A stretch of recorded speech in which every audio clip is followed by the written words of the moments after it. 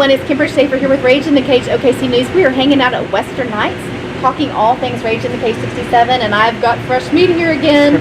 Debut fighter Terry Reading. Yes. He's from Enid, Oklahoma, and you are a wrestler. You wrestled in high school, so that's where we want to start. Walk me through your wrestling career and any achievements, accomplishments, anything you want to share about your wrestling career. Oh well, I mean, other than just typical tournaments and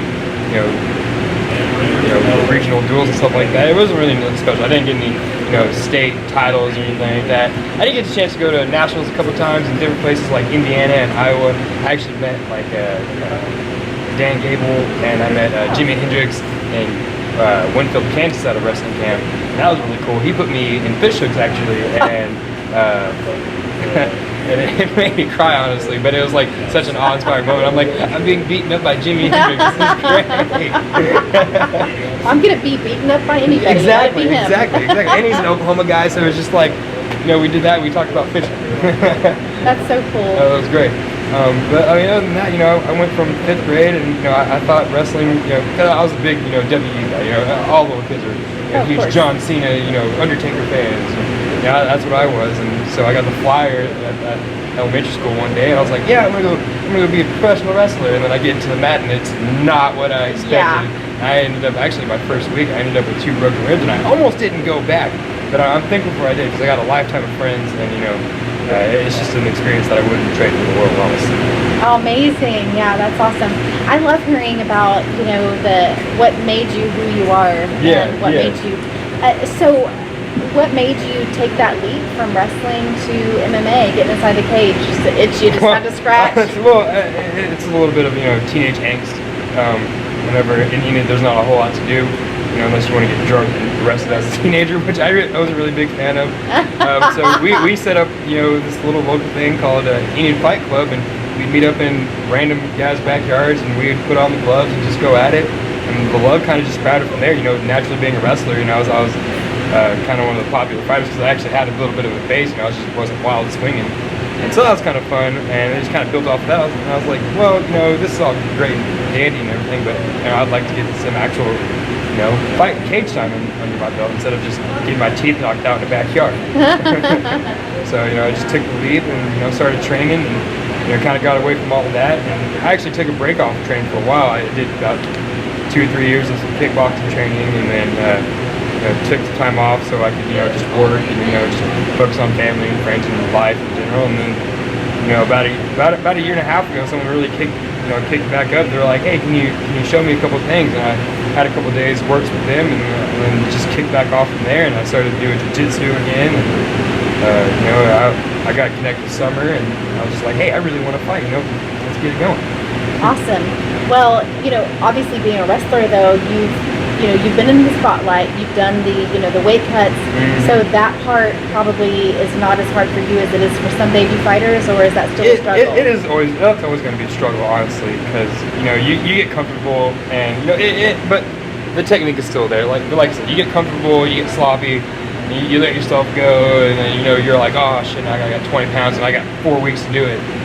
But you just follow. You get back into the regimen, get back into the mindset, and it all comes back to you naturally. You struggle for the first week or so, but then once you get back into it, it's just as easy as it was before. Well, and I talk about this a lot about debut fighters and their adrenaline dump. But I feel like guys that have wrestled for many years, you've kind of been there, done that to some extent. Although I will say the cage is quite different, because a lot of fighters will tell me, they actually, it's like in slow motion, they can see the cage crew locking the cage door, and they hear that clink sound, and then they're like, it's a whole new world. Oh my word, what did I just get myself into? Because you ain't leaving that until it's over. You're there at that point. And I think that's just like nerves and stuff like that. You just gotta fight through it, and it's like that in any sport. You step out onto the field or into the cage or whatever it is, and as soon as you realize what's going around you, you get that anxiety, you get that adrenaline, and that's just something that you got to get rid of, or kind of get used to. And I don't think you can ever really get used to it, and it's just something you got to learn to use instead of let control you. Yeah, I hear you, and I see a lot of fighters that really can overcome that really early in their career, and then I see some that struggle with that, several fights until they're finally like, okay, I've learned how to do it. I've learned how to breathe through it. I've learned Some how to people are use that. naturals, man. Some people you just get in there and they have complete composure and there's nothing wrong with them. They don't have a bead of sweat and you're like, okay, there's something wrong with this guy. And then you see other guys that are just jittery and you're like, all right, that makes more sense. Yeah, and then some guys, they get on their backs and they are, kind of like freaked out. And then you see other guys, they're just like, just another day. And I think that's where the training comes in. Really, like if you're not expecting that to happen, and naturally you're going to freak out. But if you go through the motions every single day, any coach will tell you need to show up every day, do something every day. Don't take a day off. You just got to keep at it. And once you keep at it, you get used to it. You realize you're in that situation, and it's like, okay, this is nothing. Just work it out. True, very, very true. So we talked a little bit about your wrestling career, and you are training now in Enid. And what was the name of your gym? Shaman Jiu-Jitsu. Okay. And how long have you been there? Only about 2 months now. Professional training, but I've had my own training. Of course I try to run about 2 miles a day, sometimes 2.5, 3. And I've always kept up with my wrestling and stuff like that. So I've been consistently training for about a whole year, but the jiu-jitsu training has only been for about 2.5 months now. Okay. And how are you liking it there at the gym? And I like it, actually. I really do. I'm still a white belt in it, so you're getting your butt kicked a lot by these guys that are purple blue belts, and of course the coach he's just an amazing coach, and you're just like, wow, I wish I could do that. But it's like anything else. You put in the time, you put in the training, you show up, and you just get through it, and it all works out. And honestly, at the end of the day, for me, it's like beating a video game. You feel accomplished or something like that. You just feel a sense of pride. Whenever, even if it's just from a workout. One day workout. You go in there and maybe you learn something new, or maybe you actually got a submission or something like that. You feel good about it, and it makes you want to come back for more. Yep, that's kind of how it is. And when you get in the cage the first time, win or lose, you've got the itch most of the time. Exactly. You see that so much. So. And that's how I think you wean out fighters. You just find the people that actually want to be there versus the people that are just trying out. Some people that just want to scratch that itch and then get out of there. Or some people are actually there and they're like, oh, I really want to do this.